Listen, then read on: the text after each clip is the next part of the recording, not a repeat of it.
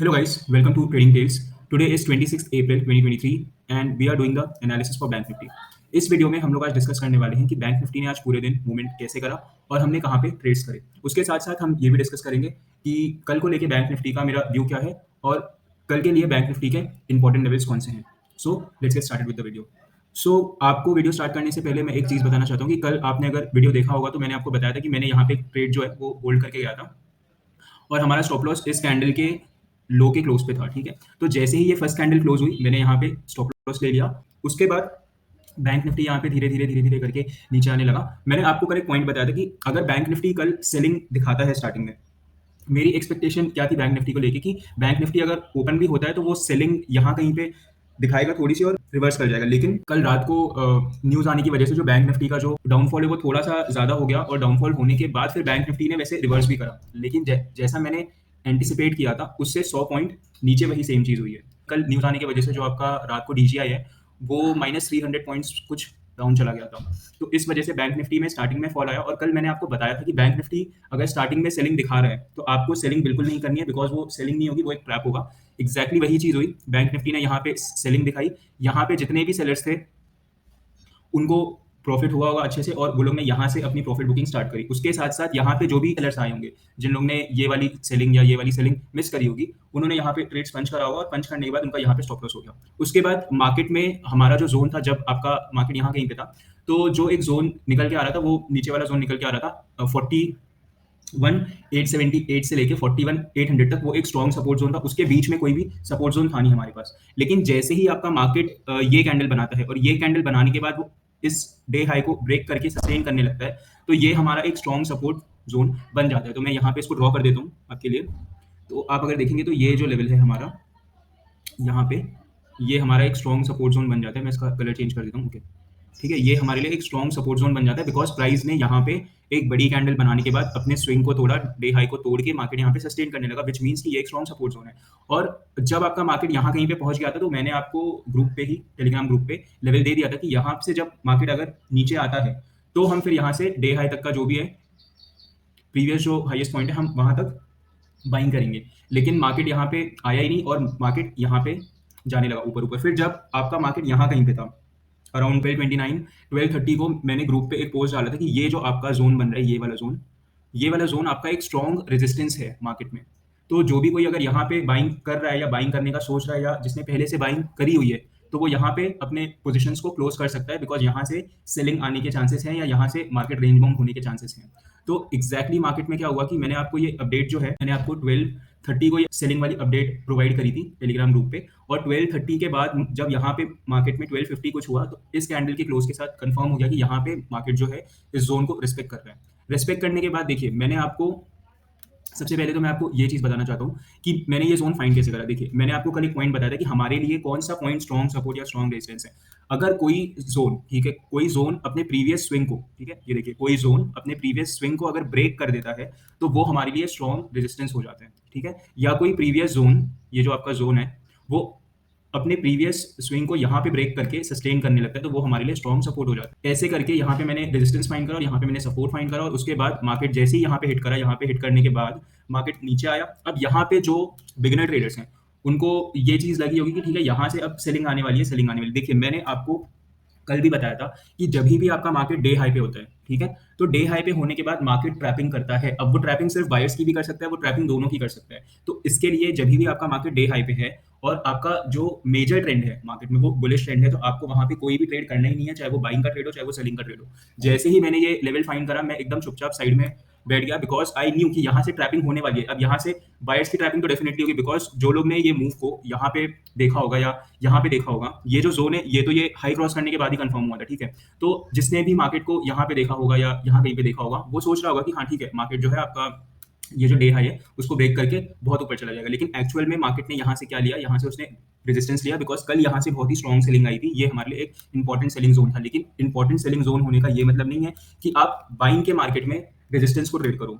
जब आपका major trend bullish है तो इसका ये मतलब बिल्कुल नहीं है कि जब भी आपको जब भी आपका प्राइस रेजिस्टेंस पे हिट कर रहा है तो आपको वहाँ पे काउंटर ट्रेड करना नहीं। आपको बाइंग मार्केट में आपको जब एक स्ट्रॉन्ग बुलिश मार्केट है तो आपको उसमें सिर्फ सपोर्ट को ट्रेड करना है, और अगर आपने कोई ट्रेड लिया हुआ है, आपके सामने एक स्ट्रॉन्ग रेजिस्टेंस आ रहा है तो आपको वहाँ पे अपनी कुछ क्वांटिटीज को बुक कर लेना है, या तो आपको पूरा जो आपका लॉट साइज है उसको आपको बुक कर लेना है आपकी कन्वीनियंस के हिसाब से। अगर आपको बुलिश मार्केट में कहीं भी स्ट्रॉन्ग रेजिस्टेंस दिखाई दे रहा है तो आपको वहाँ पे सेलिंग नहीं इनिशिएट करनी है, आपको वहाँ पे प्रॉफिट बुकिंग करनी है। ठीक है, तो यहाँ पे यही चीज हुई है कि यहाँ पे आपका जो है सेलिंग स्टार्ट हुई, और सेलिंग स्टार्ट होने के बाद यहाँ पे सेलिंग होने के बाद मार्केट वापस धीरे धीरे ऊपर जाने लगा। उसने कोशिश करी यहाँ पे ब्रेक करने की, लेकिन उसने ब्रेक नहीं कर पाया, फाइनली यहाँ पे नीचे आया। अब मैं आपको और एक चीज बताता हूँ, देखिए यहाँ पे मैं आपको चीजें जो है बिगिनर ट्रेडर के हिसाब से बताता हूँ। आपको यहाँ पे एक पॉइंट दिख रहा है और आपको यहाँ पे एक पॉइंट दिख रहा है, ठीक है, तो हम इन दोनों पॉइंट्स को क्या करते हैं, कनेक्ट कर लेते हैं। ठीक है, ये देखिए इन दोनों पॉइंट्स को हमने कनेक्ट कर लिया, और कनेक्ट करने के बाद हमें यहाँ पे दिखाई क्या दे रहा है, हमें यहाँ पे ये दिखाई दे रहा है कि ये जो है आपका, ये जो आपकी लाइन आ रही है ये एक ट्रेंड लाइन है। ठीक है, ये आपकी एक ट्रेंड लाइन बन गई। अब आप एक बिगिनर ट्रेडर की तरह सोचिए कि एक ट्रेडर जो है, बिगिनर ट्रेडर जो है वो क्या सोचता है, वो यही सोचता है कि जैसे आपका जो प्राइस है उसने यहाँ पे एक बार टच करा, नीचे आ गया, फिर यहाँ पे टच करा, नीचे आ गया। लेकिन मैंने आपको क्या कहा था, जो मैंने ट्रेंड लाइन वाली वीडियो बनाई है वहां पे मैंने आपको साफ साफ बताया था कि जब तक ये अपने इस स्विंग को ब्रेक नहीं करेगा तब तक ये पॉइंट हमारे लिए इंपॉर्टेंट है ही नहीं। तो यहाँ पे जब वो थर्ड टाइम टच करने गया होगा, यहाँ पे सारे जो आपके सेलर्स हैं वो ट्रैप हो गए होंगे, बिकॉज वो लोग का स्टॉप लॉस कहाँ पे था, यहाँ कहीं पे रहा होगा मैक्स टू मैक्स। तो वो सारे सेलर्स भी ट्रैप हो गए और यहाँ पे बायर्स भी ट्रैप हो रहे थे, जो लोग यहाँ पे बाइंग कर रहे थे या यहाँ पे बाइंग कर रहे थे। उसके बाद मार्केट ने सेलर्स को ट्रैप करा, सेलर्स को ट्रैप करने के बाद मार्केट ने यहाँ पे जाके हाई पे क्लोज कर दिया। आज ट्रैपिंग कहाँ कहाँ पे हुई थी, कैसे कैसे हुई थी, ठीक है, तो हम ये वाली लाइन एक बार डिलीट कर देते हैं। देखिए सबसे पहले हम यहाँ से स्टार्ट करते हैं। आपको मार्केट को समझना है एक बायर और सेलर्स के पर्सपेक्टिव से। यहाँ पे मान लीजिए जिसने बाइंग करी थी, जैसे कल मैं यहाँ पे होल्ड करके गया था, मुझे जैसे ही यहाँ पे लॉस दिखा मैंने अपने लॉस को यहाँ पे बुक करा मेरे रूल के हिसाब से कैंडल क्लोज होने पे। वैसे ही यहाँ पे जो भी बायर होल्ड करके गया होगा वो सबने यहाँ पे लॉस अपना बुक करा होगा। लेकिन यहाँ पे क्या हो रहा है, यहाँ पे बुकिंग चल रही है, ये कोई मूव नहीं है बहुत बड़ा। पहली चीज तो यहाँ पे सबसे पहली ट्रैपिंग हुई थी आज डे की, बिकॉज यहाँ पे लोगों को दिखाया जा रहा था कि ये जो ट्रेंड है ये कंटिन्यू होने वाला है, और जो भी आपका बैंक इंस्टीट्यूशन, जो भी बड़े प्लेयर्स हैं, वो लोग ने क्या करा, वो लोग ने यहीं से मार्केट को ऊपर लेके गए। और ये मेरे को कैसे पता है कि यहाँ पे बैंक की एंट्री हुई है, बिकॉज देखिए ये आप कैंडल देखिए कितनी स्ट्रॉन्ग कैंडल है, और ये जो कैंडल है इस कैंडल ने इस हाई को ब्रेक करके सस्टेन भी करा है, और ये मूव बहुत सस्टेनेबल मूव है। इसलिए यहाँ पे ये हमारे लिए एक स्ट्रॉन्ग सपोर्ट बन जाता है और ये हमारे लिए एक स्ट्रॉन्ग रेजिस्टेंस बन जाता है। फिर मार्केट धीरे धीरे लेके ऊपर गया मार्केट को, प्राइस को, और ऊपर लेके जाने के बाद ये मूव देखने के बाद बहुत सारे लोगों को कॉन्फिडेंस आ गया होगा कि आज ये हाई जो है टूटने वाला है, मतलब ये एक फ्लो में ही टूट जाएगा।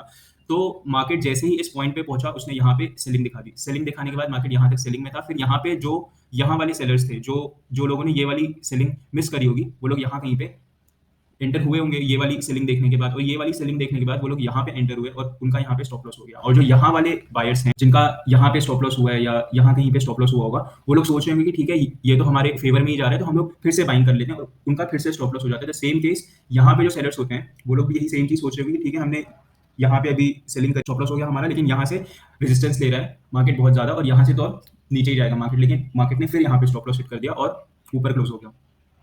तो मार्केट में प्रॉफिट उसने ही बनाया होगा जिसने बाइंग यहाँ कहीं पे की होगी। ठीक है, बाकी अगर किसी ने भी कोई भी पॉइंट पे बाइंग सेलिंग की होगी तो उसको लॉस ही हुआ होगा, क्योंकि मार्केट में आज पूरे दिन ट्रैपिंग चल रही है। हमें पता था कि कहाँ पे ट्रैपिंग हो रही है, कैसे ट्रैपिंग हो रही है, और हमें उस ट्रैपिंग से बचना कैसे। देखिए मैं आपको यही चीज हमेशा बोलता आ रहा हूँ 5-6 दिनों से कि ये चीज बिल्कुल भी इंपॉर्टेंट नहीं है कि आप रोज ट्रेड करो।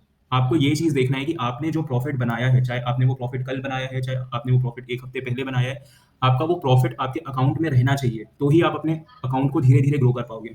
आपकी स्ट्रैटेजी कोई भी हो, लेकिन आपको ये चीज जरूर अपने दिमाग में रखनी है कि आप जो भी प्रॉफिट बनाओ, आपको उस प्रॉफिट को, अपने वीकली प्रॉफिट को, जो आपका वीक है उसको आपको कोशिश करनी है आप उसको ग्रीन में ही क्लोज करो। ठीक है, पहली चीज। दूसरी चीज, अगर आपका मान लीजिए कल को ही प्रॉफिट हुआ है, मान लीजिए कल आपका प्रॉफिट हुआ है 2,000 रुपए का या 3,000 रुपए का, तो आपको कोशिश करनी है कि आज अगर आपका लॉस होता भी है तो वो या तो 2 या 3,000 का हो, या तो उससे कम हो, उससे ज्यादा तो बिल्कुल भी नहीं होना चाहिए, बिकॉज आप उस चीज को कवर नहीं कर पाओगे फिर। और तीसरी चीज, रिस्क रिवॉर्ड रेशो, जो मैं आपको बार बार बोलता हूँ कि आपका रिस्क रिवॉर्ड रेशो बहुत अच्छा होना चाहिए, बिकॉज आपका अगर रिस्क रिवॉर्ड रेशो अच्छा है, आप कोई अगर 1,000-2,000 का ट्रेड लूज भी कर रहे हो, तो आपका अगर रिस्क रिवॉर्ड 1:5, 1:6, 1:7 तक जाता है, तो आप इजीली उस लॉस को एक ही ट्रेड में कवर कर लोगे। आपको ट्रेड लेने के लिए कॉन्फिडेंस आएगा, बिकॉज यू नो कि आपको नेक्स्ट ट्रेड जो भी आएगा आप वहां पे उस ट्रेड को कंटिन्यू कर लोगे। ठीक है, तो इसलिए आपको सिलेक्टिव होना बहुत जरूरी है जब आप ट्रेडिंग कर रहे हो। भले आप स्कैल्पिंग भी अगर कर रहे हो तो वहां पे भी आपको हर एक कैंडल पे स्कैल्पिंग नहीं करनी। जब वो स्कैल्पिंग का जो भी आपका सेटअप होगा, कंडीशन होगा, वो फिट बैठता है, तो फिट बैठने के बाद ही आप क्या कर सकते हो, उस चीज़ को आप ट्रेड कर सकते हो, ठीक है? तो इस वीकेंड के लिए मैं सोच रहा हूँ कि एक वीडियो जो है आपके लिए बनाऊँ कि how to build a profitable trading strategy. मैं उस पे एक पूरा डिटेल में वीडियो बनाऊँगा कि जब आप कोई भी स्ट्रैटेजी डेवलप करते हो या आप कुछ भी डेवलप करते हो, तो आपको उनमें कौन-कौन से पॉइंट्स का ध्यान रखना होता है। अब हम बात करते हैं कि कल के लिए मेरा प्लान क्या है बैंक निफ्टी को लेके और कल हमारे लिए इंपॉर्टेंट लेवल्स क्या है। तो देखिए, सबसे पहले हम बात करते हैं ये वाला जो रेजिस्टेंस है, ठीक है? ये वाला रेजिस्टेंस जो है वो ब्रेक हो चुका है, तो ये इसका जो इंपॉर्टेंस है अब यहाँ पे खत्म हो गया है, ठीक है? अब यहाँ से सारे सेलर्स हट चुके हैं। यहाँ पे जितने भी सेलर्स थे ना, सबका स्टॉप लॉस हो गया अब मार्केट में सिर्फ बायर्स बचे हैं, ठीक है? पहली चीज़। तो अब मार्केट में कल क्या हो सकता है, मैं आपको वो चीज़ थोड़ी-सी एक्सप्लेन करता हूँ। देखिए, कल मार्केट में 3 पॉसिबिलिटीज़ हैं। मैं आपको सबसे पहली पॉसिबिलिटी बताता हूँ कि मार्केट में यहाँ पे बहुत ज़्यादा बाइंग हुई है, ठीक है? मार्केट अगर फ्लैट खुलता है या गैप अप खुलता है, तो मार्केट में आप गलती से भी भूल के बाइंग मत कर लेना, बिकॉज़ आपने अगर यहाँ पे बाइंग की, बिना किसी सपोर्ट ज़ोन के, मान लीजिए कि मार्केट अगर यहाँ खुल रहा है, यहाँ खुल रहा है, तो यहाँ पे तो कोई है नहीं सपोर्ट। जो हमारा नियरेस्ट सपोर्ट आ रहा है, वो कहाँ पे आ रहा है? यहाँ पे आ रहा है बन के, यहाँ पे आ रहा है बन के, यहाँ से लेके यहाँ तक आपका एक सपोर्ट बन के आ रही है, देखिए यहाँ पे। लेकिन मार्केट अगर यहाँ खुलता है, यहाँ खुलता है, तो यहाँ पे खुलने के बाद मार्केट क्या करेगा? मैंने कल आपको एक पॉइंट बताया था कि जभी भी अब यहाँ के जितने भी बायर्स हैं, देखिए ये जितने भी बायर्स हैं, जिसने भी ट्रेड होल्ड करा होगा, आपको यहाँ पे सबसे बड़ा मूव क्या दिख रहा है? बाइंग का मूव दिख रहा है, बिकॉज़ यहाँ पे सारे सेलर्स के तो स्टॉप लॉस हो गए अब तक। तो सिर्फ मार्केट में अब बायर्स बचे हैं। तो यहाँ पे कल जो भी ट्रेड होल्ड करके गया होगा, मार्केट अगर गैप अप खुलेगा तो सीधे-सीधे प्रॉफिट बुकिंग आएगी और यहाँ पे आप अगर गलती से बाइंग कर लोगे तो आपका सबसे पहले ही स्टॉप लॉस हो जाएगा।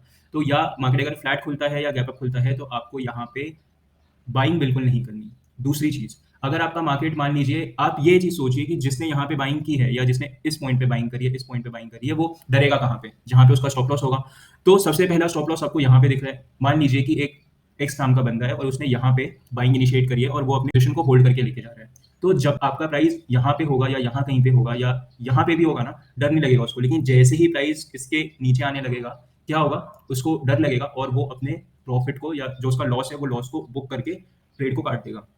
द सेम वे कुछ लोगों ने ट्रेड को यहाँ पे भी बाय करा होगा और बाय करने के बाद जैसे ही मार्केट इस लेवल पे आएगा, यहाँ पे वो लोग का स्टॉप लॉस सेट होगा और यहाँ से क्या होगा कि ये आपका मार्केट जो है, यहाँ पे धीरे-धीरे करके नीचे आने लगेगा, बिकॉज़ यहाँ पे ट्रेड में बुकिंग शुरू हो गई है लॉस की।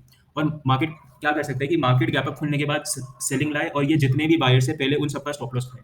क्योंकि मार्केट इतने ईज़िली किसी को प्रॉफिट देता ही नहीं है। ये एक बहुत ही स्ट्रेट मूव आपको दिखाई दे रहा है। आपको खुद पता होगा कि मार्केट से पैसे निकालना कितना डिफिकल्ट है। आपको एक ट्रेड प्रॉफिट होने के बाद आपको कम से कम 2-3 ट्रेड संभल के चलना होता है कि जो प्रॉफिट आपका हाथ में है, वो प्रॉफिट में से आपका पैसा जाना नहीं चाहिए और आपको उस प्रॉफिट के ऊपर फिर से आपको प्रॉफिट बनाना होता है। मार्केट कभी भी ऐसे एक स्ट्रेट लाइन में बिल्कुल भी हमें पैसे नहीं देता है। तो यहाँ पे हमें ये चीज़ सोचनी है कि जो यहाँ पे बायर्स हैं, अब सिर्फ उनके ही स्टॉप लॉस पड़े हैं मार्केट में, तो मार्केट ज़रूर कोशिश करेगा कि वो कल गैप डाउन खुले और गैप डाउन खुलने के बाद आपको ना सेलिंग करनी है और ना गैप अप खुलने के बाद आपको बाइंग करनी है। आपको वेट करना है किसी इंपॉर्टेंट ज़ोन का।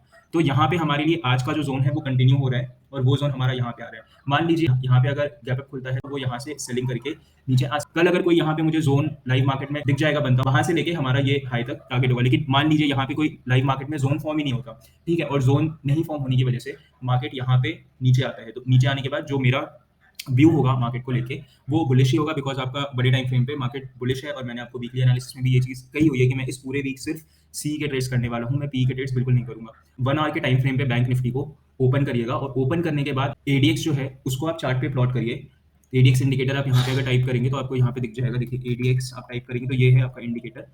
आप इसको जब प्लॉट करेंगे तो आपको एडीएक्स जो है वो 20 के ऊपर दिखाई दे रहा है। तो जभी भी आपका एडीएक्स 20 के ऊपर होता है, तो मार्केट ट्रेंडिंग होने के बहुत चांसेस होते हैं। कल मंथली एक्सपायरी है, तो there is a high chance कि मार्केट जो है कल इन बायर्स के हैं, जो ये सारे बायर्स जो भी हैं, यहाँ पे इनका स्टॉप लॉस खाए। स्टॉप लॉस खाने के बाद यहाँ से फिर वो एक मूव दे सकता है और यहाँ से फिर वो एक सिंगल मूव देगा और ये मंथली एक्सपायरी फिर एक न्यू हाई बना के क्लोज कर सकती है। तो मेरा ये व्यू है कल के लिए। I could be wrong also, but जो मार्केट कंडीशंस मुझे दिखाई दे रही है उसके हिसाब से मुझे यही चीज़ समझ आ रही है कि कल मार्केट में ऐसा हो सकता है। आज के वीडियो के लिए बस इतना ही। आई होप आपको ये वीडियो पसंद आया होगा। आपको ये वीडियो अगर पसंद आया है तो आप वीडियो को लाइक करिए, चैनल को सब्सक्राइब करिए और टेलीग्राम ग्रुप को ज्वाइन करिए, जहाँ पे मैं आपको ऐसी ही डेली लर्निंग लाइव मार्केट में देता रहता हूँ। मिलते हैं नेक्स्ट वीडियो में, तब तक के लिए आप अपना ध्यान रखिए, ट्रेडिंग करते रहिए। See you soon in the next video. Thank you so much for watching this video.